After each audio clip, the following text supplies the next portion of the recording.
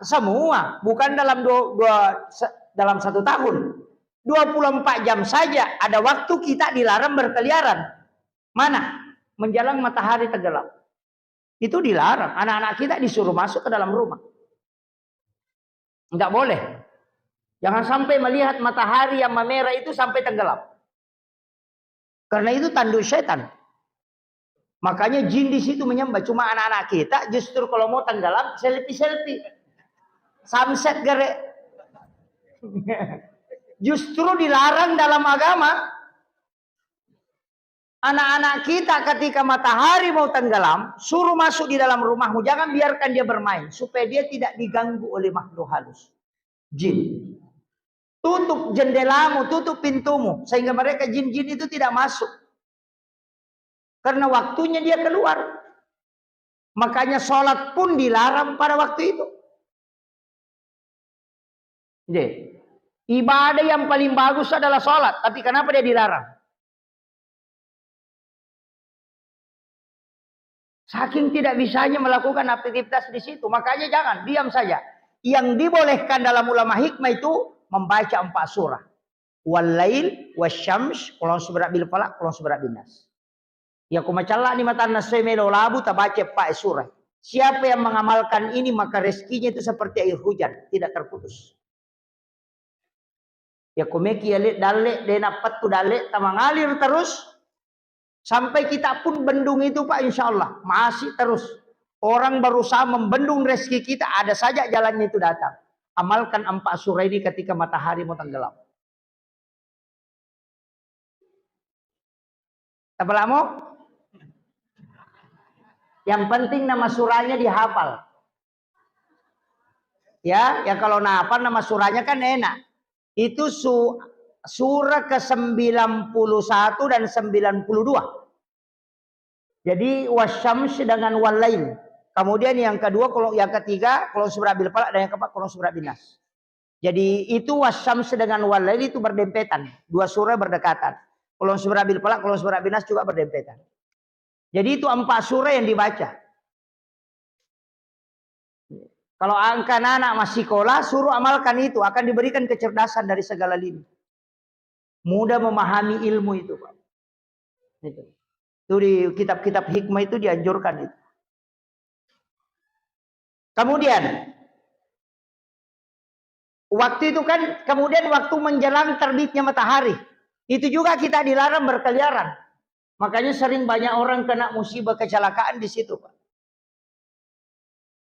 Hitungan nekat atau pandrita tak makadai. Orang tua dulu sudah mengatakan, ayak musalai masigi eko pusamopo supaya dena pusai ko dalle. Artinya kupura ki masam paja subuh pita nae napaki rewa. Kalau tanah sudah kelihatan, ayam sudah turun, rewa nih. Nah sebab magai, nalomu yangi dalle tapung Allah Ta'ala. Cukup ikuti ayam Pak, tak curiga manue. Ayam itu sebelum matahari tenggelam dia sudah naik. Macekin. Tapi nanti jam 12 malam dia akan bangun bunyi. Berzikir. Kita disuruh bangun sholat tahajud. Nanti menjelang subuh ayam lagi bangun berzikir.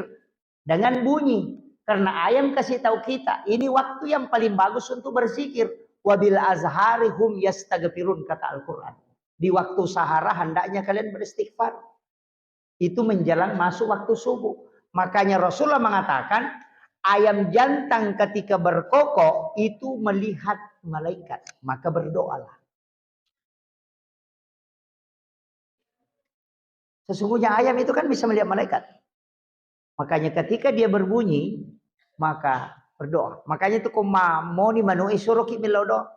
Ayam jantan itu tidak sembarang bunyi Pak. Kalau ayam betina ya sembarang bunyi. Kalau ayam jantan itu tidak sembarang. Nanti jam-jam saat itu baru bunyi.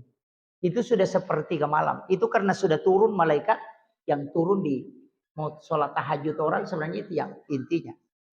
Kemudian menjelang subuh itu tidak masuk subuh dia bunyi itu. Menjelang subuh dia akan bunyi kembali. Kenapa? Karena malaikat penjaga siang itu sudah turun.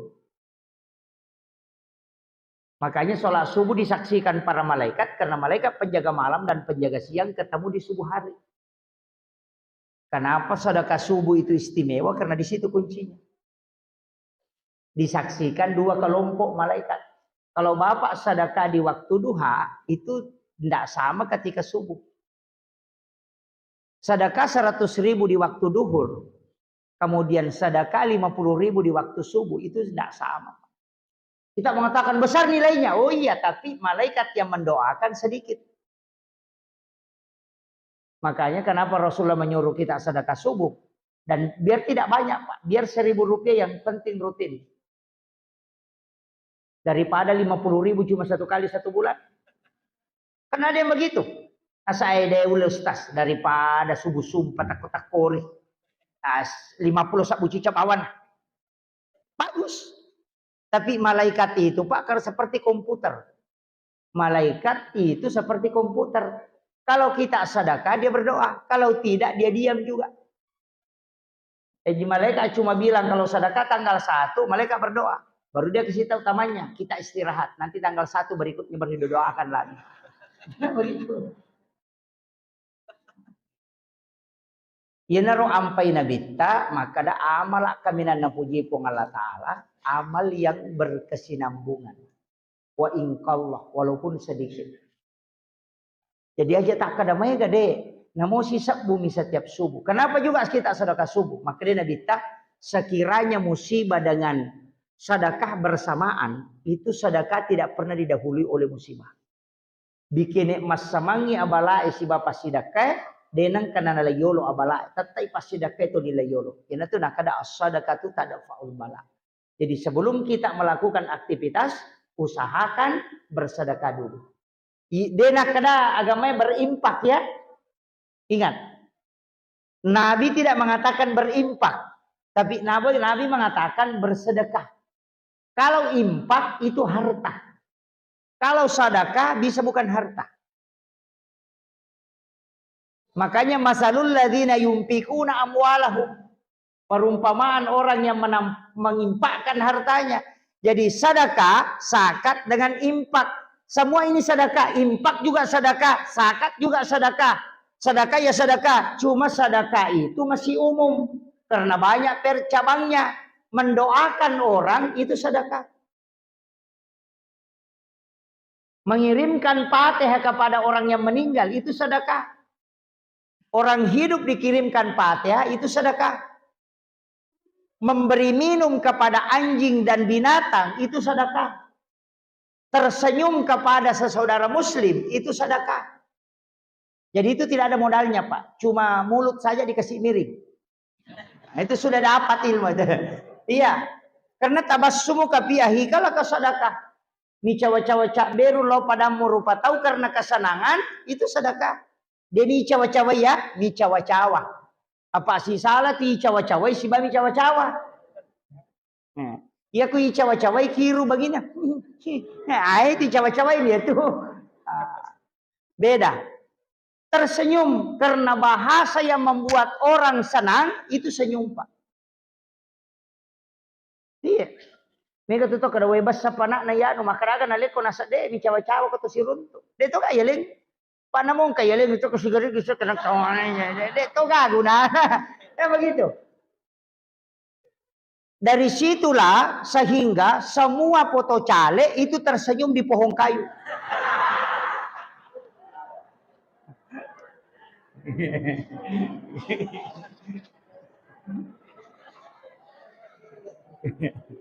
Dito ka cale o kasta.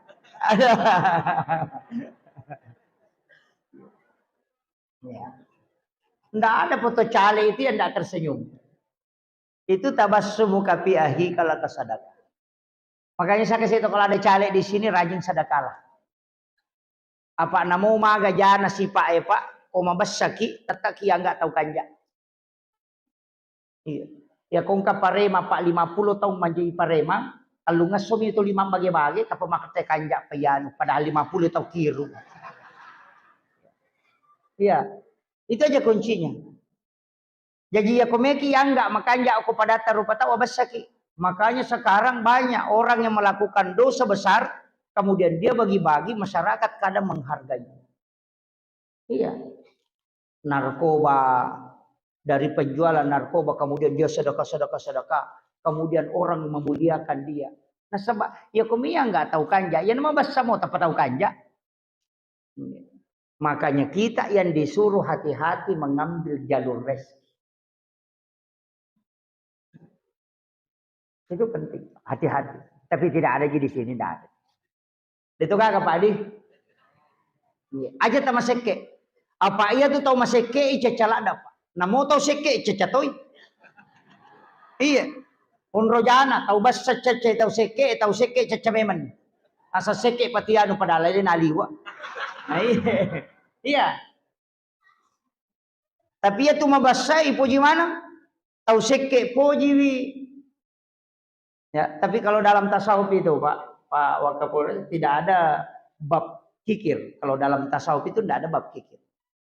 Jadi kalau kita ngaji tasawuf itu tidak ada istilah kikir. Tidak ada. Yang ada di bab tasawuf itu tamak. Jadi itu guys hitungan atau maseke Pak. Tahu magala ni milau angka. Ya kung kataw makada seke payano dia nama seke ikumi magala milau. Aja negara milau tanda dia nama seke. Kan begitu. Makanya tasawuf itu dia tarik ke kita, bukan tarik ke orang. Itu selalu nariknya ke kita. Makanya saya begini, saya itu ceramah Pak, pernah saya minta doa.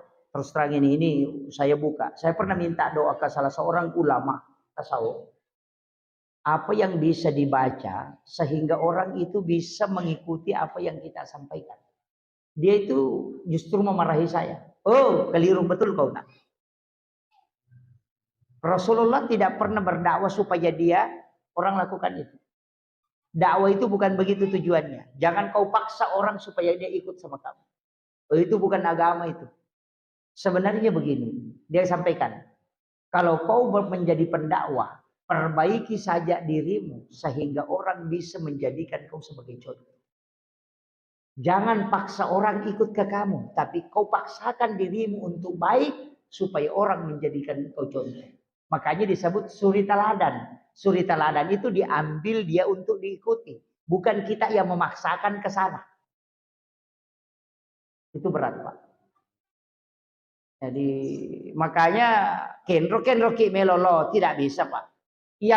Makanya Rasulullah itu kenapa semua orang Yahudi, orang Nasrani, semua pokoknya musuhnya, dia bisa luluh hatinya karena memang Nabi adalah contoh yang terbaik.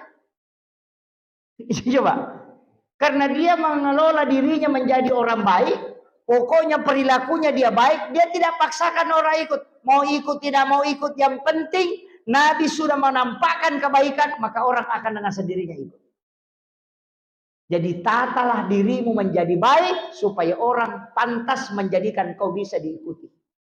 Jangan kau paksakan dirimu untuk bisa memperbaiki orang. Tapi perbaiki dirimu maka orang akan melihat engkau dan dia akan berubah menjadi baik. Apa ia kau mupasa mitawe? Ya na paja. Ya na tomade. Paja Tony. Beginilah banyak pemimpin Pak. Banyak bupati yang kemudian mengintervensi masyarakatnya. Tunduk. Iya Pak. Iya. Sekalinya Pak Haji mencicipati maka dia biye. Kenapa? Karena dia memaksakan.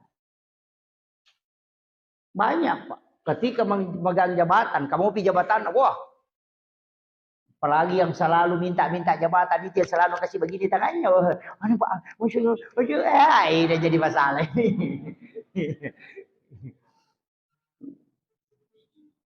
Itu hati-hati. Kemudian saya tadi kasih tahu, ini sudah berapa menit? Saya tidak bilang mau berhenti, saya cuma tanya. Ini sudah 1 jam Pak ya. Pas 1 jam, ini sudah.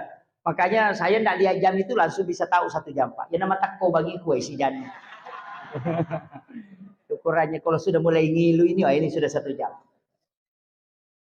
Yang kasih tahu begini. Jadi ya Rona, syafaat. Kalau kita tidak bisa dapat, cari rahmat Allah. Pemesin pengalatan. Saya kasih tahu satu amalan. Jangan pernah tinggalkan ini Pak. Sholat sunnah duha di awal waktu. Rakaat pertama sesudah Fatihah, baca ayat kursi 10 kali. Rakaat kedua sesudah Fatihah baca surah Al-Ikhlas 10 kali. Rasulullah menyampaikan, ini hadis dari Ibnu Malik. Ini hadis marfu. Rasulullah mengatakan, siapa yang melaksanakan sholat 2 rakaat ini dengan cara seperti itu tadi. Rakaat pertama sholat sunnah duha ya, di awal waktu sekitar jam 6:30 atau sekitar jam 7 lah. Mas sampai sunnah duha ki 2 rakaat. Rakaat pertama sesudah Fatihah baca ayat kursi ke-10. Rakaat kedua sesudah Fatihah baca ayat qul huwallahu ke-10. Itu pasti orang itu kata Nabi masuk dalam rahmat Allah. Pasti itu teto ya masih.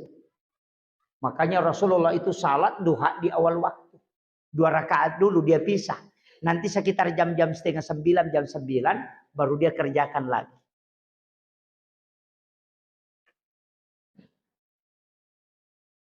Tapala mo ya kursi to?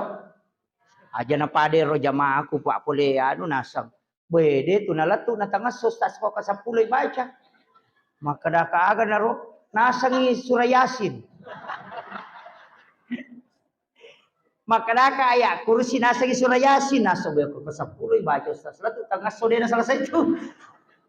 Ayat kursi itu pendek sekali. Ya. Jadi itu aja surah Al-Ikhlas diulang itu, insya Allah. Nabi tamakana, siapa yang melakukan itu maka orang itu masuk dalam rahmat Allah. Ya kumate itu jaminan surga itu. Ya natu nak kada tahu pandrita jamalalo ina namo cicam bisa umur hidupmu. Yang penting puremu jami sampai jangan cicam. Apalagi kalau kita mampu setiap hari, oh luar biasa itu. Makanya jiji to kala lari ko to pernah sampai subuh. Onroki masigi. Uraki ma sampai subuh sikiriki angkat to sikir ko to. Subhanallah bihamdi subhanallahil azim astagfirullahal azim. Baca ro kasiratu. Ya, baca la ilaha illallah kasyaga 166 kali. Baru Allah 66 kali. Kemudian hu 77 kali. Baru tutup suratul Fatihah. Apa lama tu? La ilaha illallah. Tapi aja tak ada. La ilaha illallah. La ilaha illallah. La ilaha illallah. La ilaha. Zikir itu ditalaki. La ilaha illallah. La ilaha illallah. Itu pasti merinding. Kemudian kalau Allah kasih lipat sedikit lidah. Allah, Allah, Allah. Itu 66. Kemudian hu sebenarnya itu hu Allah. Hu itu 77. Baru ditutup suratul Fatihah. Amalkan itu. Biar baca. Aja tamasi jemaah deh. Mega apa tu purana umat dari salat lupa nama masuk. Namo subhanallah dia itu na baca. Engkau tahu nak baca subhanallah, kalau udah subhanallah, alhamdulillah, Allahu akbar, amin, alhamdulillah, ada je itu masa, ya.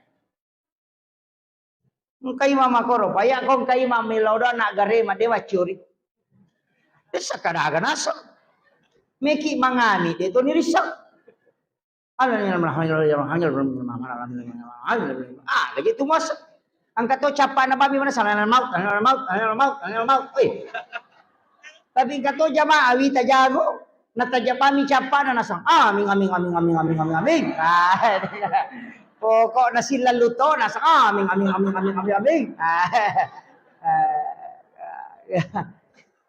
Imak gimpe mak mukiru dega. Iya, mestinya kan jelas toh.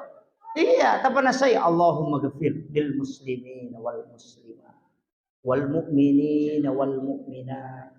Iya, kasih kesempatan. Amin. Merumah-rumah ngajulan. Wih. Iya, tapi dia itu kagak kok.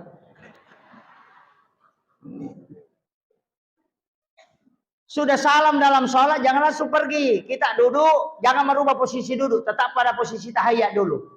Baca istighfar 3 kali karena kita punya kesalahan dalam sholat itu 3. Kesalahan bacaan, kesalahan ingatan, kesalahan gerakan. Makanya istighfar 3 kali. Kemudian baca la ilaha illallah wahdahu la syarika lah lahul mulku wa lahul hamdu yuhyi wa yumiitu ala kulli syai'in qadir. Kalau maghrib dengan subuh baca 10 kali karena hadisnya mengatakan siapa yang membaca 10 kali di waktu pagi dan petang walaupun sebesar buih di lautan dosanya akan diampuni oleh Allah. Kemudian Allahumma ajirna minan nar itu dibaca 3 kali selain subuh dengan maghrib. Kalau subuh dengan maghrib dibaca 7 kali. Karena dalam hadis itu mengatakan siapa yang membaca 7 kali di waktu pagi dan petang, kemudian dia meninggal maka pasti dia masuk surga. Kalau 3 kali itu pesannya neraka kepada Rasulullah. Sampaikan kepada umatmu Muhammad ketika dia membaca Allahumma ajirna minan nar salasa marrat, saya akan menutup pintuku sehingga dia tidak masuk. Kan itu je. Kemudian Allahumma antas salam wa minkas salam itu kata Rasulullah, siapa yang membaca ini maka ibadahnya yang tidak sempurna didoakan oleh para malaikat dan diucapkan salam setelah pahalanya diangkat ke langit. Kemudian membaca ayat kursi sesudah sholat, Rasulullah mengatakan yang membedakan engkau, yang membatasi atau yang menjadi dinding tirai kau dengan surga hanya kematian. Artinya kalau kau baca ayat kursi sesudah salat maka kau mati pasti di surga. Kan itu ji Pak. Makanya dibaca. Subhanallah 33, Alhamdulillah 33, Allahu Akbar 33, kemudian ditutup dengan Allahu Akbar kabira. Maka pas 100. Kenapa 33? Karena sholat pada saat diperintahkan pertama 50 rakaat. Tapi atas sarannya Nabi Musa dikurangi menjadi 17 rakaat. Dari 17 rakaat itu Nabi bermohon supaya tetap dikasih. Maka menurut riwayat disampaikan oleh malaikat, baca subhanallah 33, alhamdulillah 33, Allahu Akbar 33. Kenapa 33? 17 rakaat sholat ditambah 33 itu 50. Itu kuncinya Pak. Makanya itu dibaca 33. Jangan kurang, jangan lebih, baca. Subhanallah, subhanallah, subhanallah. Dia bilang subhanallah, itu jadi masalah. Kecuali orang yang memang zikir kalbu ya beda lagi tuh. Nggak usah dilepaskan kalau begitu, cukup subhanallah. Pakai nafas. Sebenarnya kan nafas itu Pak sudah berzikir. Itu kan sudah berzikir. Itu kan bunyinya lain. Itu kan sebenarnya sudah mengatakan hu. Makanya kan ada orang yang tirakat itu kan pakai nafasnya. Allah, hu. Itu kan selalu itu. Ada yang pakai Allah Muhammad. Kalau mengangkat kaki kanan dia baca Allah. Kalau di kaki kirinya diangkat dia baca Muhammad. Kalau napasnya dia tarik dia baca Allah. Kalau dia keluarkan dia baca Muhammad. Sehingga napasnya selalu mengikuti zikir Allah Muhammad. Itu tidak sembarang Pak. Kalau mampu. Kita kadang sudah berzikir lupa jatuh tasbihnya. Ada yang paling parah ibu-ibu Pak. Gosip jalan tasbihnya. Tidak berzikir. Ini si Anu memang begitu ya. Jalan tasbihnya tapi dia gosip. Tapi tidak ada di sini, tidak ada. Cuma di sana yang ada. Iya. Tidak apa-apa pakai tasbih Pak. Tidak apa-apa pakai tasbih. Kalau pakai tangan bisa. Tapi orang yang terbiasa pakai tasbih pasti lain-lain Pak. Ya kemarin pakai tasbih, bilang-bilang, pasti agak susah berzikir kalau tidak pakai itu. Pasti. Makanya itu kalau mau baring juga kita zikir tanpa memakai tasbih tidak masalah. Tapi kalau pakai tasbih ya silahkan yang pakai. Saya tetap tidak larang. Kamu tuh soal enggak pakai tangan aja enggak masalah. Silahkan yang terbiasa saja. Kemudian ini yang terakhir. Saya ingin kasih begini Pak. Tadi kan ada Rabu Wakasan. Sebenarnya itu sudah sholat asar di hari Rabu itu baca surah Yasin 3 kali. Untuk tolak bala. Kemudian bersedekahlah. Kalau paginya mandi. Sebenarnya mandi itu begini Pak. Ini dalam kitab-kitab hikmah para ulama. Saya kasih tahu. Saya bongkar ilmunya ini Pak. Ilmunya ulama rahasia. Walaupun banyak nanti itu yang bilang kenapa dibuka. Saya buka secara umum aja. Di dalam Al-Quran itu kalimat salamun itu ada 7 kali. Salamun qaulam mir rabbir rahim. Salamun ala Musa. Salamun itu kan 7 kali di dalam Al-Quran. Tulis itu yang kalimat salamun itu di tempat air, wadah air. Tulis 1 kali untuk pakai tinta yang bisa terhapus. Kalau sudah ditulis itu tujuh kalimat itu, baru isi air. Baru diaduk mengikuti arah tawaf, baru baca sholawat sambil mengaduk.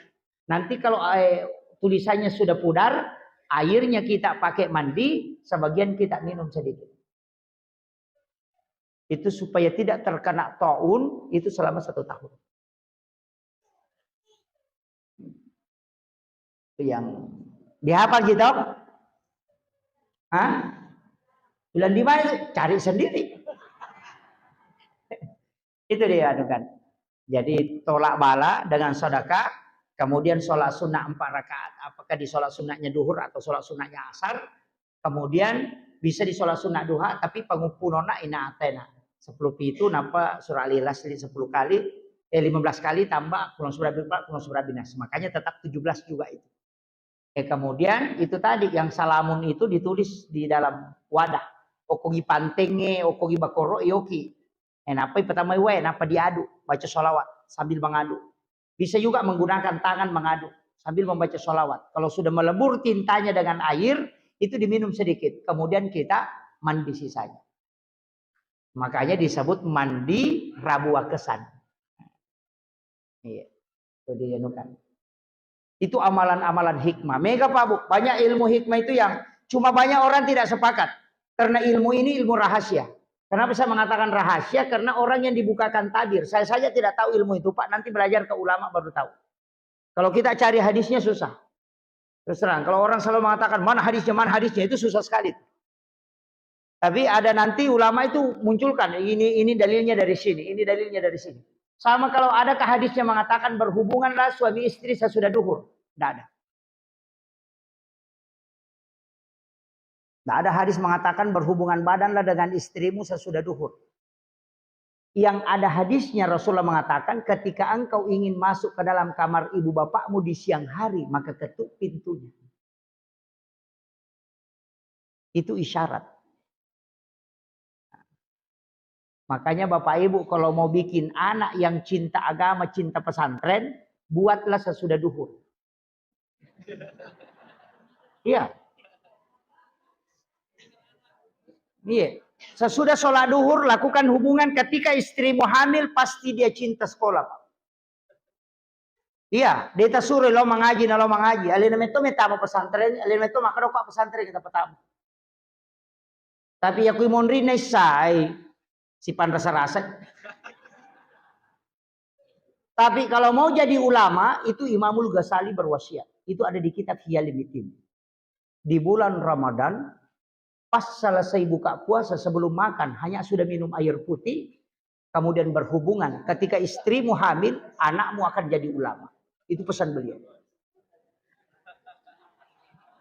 Kenapa orang Bugis menjelang masuk Ramadan, dia berlomba-lomba menikahkan anaknya karena ini yang dia kejar. Cuma kita tidak paham.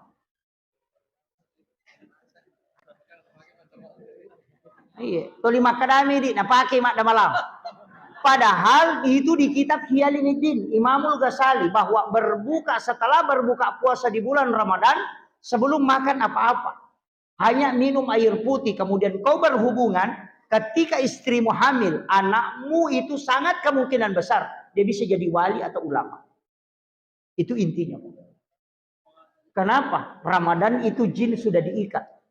Yang kedua, syahwat itu mulai dicabut. Kemudian yang ketiga, itu waktu yang paling mustajabah. Kemudian yang keempat, kau baru saja menunaikan perintah. Ini yang orang Pak. Nah, mau lewat nustas. Iya gampang, kasih menikah bapaknya lagi.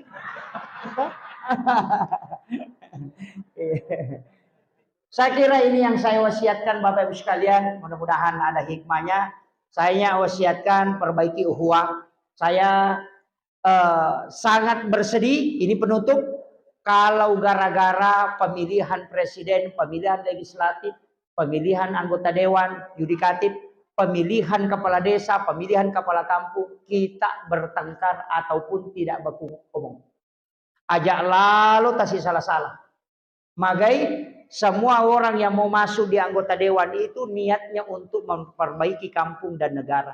Jangan sampai niat baiknya, tapi justru kita yang rusak karena saling bertengkar gara-gara mendorong orang yang kita anggap baik. Ya, jangan berkorban meninggalkan agama kita, istilahnya nasakarang ini Nabi gara-gara ya. Silahkan beritahukan kebaikannya caleg kita masing-masing, calon presiden kita, tapi jangan pernah mengangkat keburukannya orang. Masih banyak kebaikan yang diangkat. Decena na tapau, aja tapau ijana tahu. Itu saja. Aja lalu tak pengewasi salah. Apa ia ko caleg melo pasi salah ki, dia nata sewa ada tamati. Salah saya pemilihan caleg kasih kepala desa. Salah saya kepala desa kasih presiden. Pura si rumah tu kasih BPD. Itu 5 pengewangi mah teruk. Makanya tahu na lolonga kadera, ini nama bandi isi. Kemudian jangan menerima sogok. Tapi saya kasih tahu Pak Wakapolres, tidak ada dosanya orang yang menerima sogok dan disogok. Saya sudah kaji di dalam agama, saya tidak pernah dapat. Orang yang disogok dan menyogok itu tidak berdosa Pak, tidak ada. Makanya kalau ada ustaz mengatakan berdosa itu sampai ini saya tidak sepakat. Dan saya bertanggung jawabkan. Makanya yang mau menyogok, yang disogok itu tidak ada dosanya. Tidak berdosa itu. Yang hadis itu cuma mengatakan ar-rasi wal murtasi finnar. Orang yang disogok dan menyogok itu sama-sama masuk neraka. Itu tidak berdosa. Iya. Iya. Iya. Betul. Kan hadisnya mengatakan ar-rasi wal murtasi finnar. Yang disogok dan menyogok keduanya masuk neraka. Kan tidak berdosa. Kalau berdosa itu bisa bertaubat. Makanya dipakai kalimat neraka. Karena itu ancaman yang paling besar. Kalau dia mengatakan berdosa bisa saja sholat sunat taubat. Makanya Allah itu sangat membenci. Kenapa? Karena dia memang tidak inginkan. Jangan gara-gara itu. Hati nuranimu itu beralih. Ada yang parah. Nah bilang Pak Ustaz, itarima na patanyalin itu dong. Diambil sogokannya, tapi jangan dicoblos. Maka daka ya kumualay na pamutodo, ama koranaka pasti tunuh. Tapi ya kumualay na patanaya mutodo, itu orang munafik. Ya to munafik epa ipatamo ko darongin apa itu nu darongin. Ini mani. Akhirul kalam wallahu muwaffiq ila aqwamit thoriq. Assalamualaikum warahmatullahi wabarakatuh.